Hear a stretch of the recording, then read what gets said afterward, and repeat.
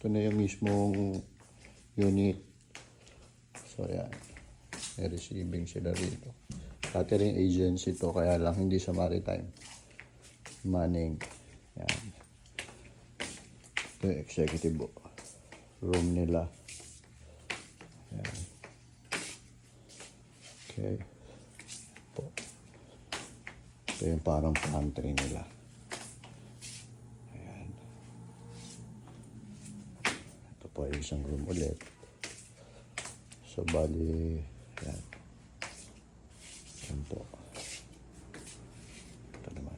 So, lalabas tayo ulit. Ayan. May siguro konting gagawin na lang, repair na lang. Pero ready to move in naman na dito. Ito pa yung parang filing room nila. Maaning kasi dati to. Ayan. Yan po. Ito po yung unit. Okay? Ayan. Ito yung door.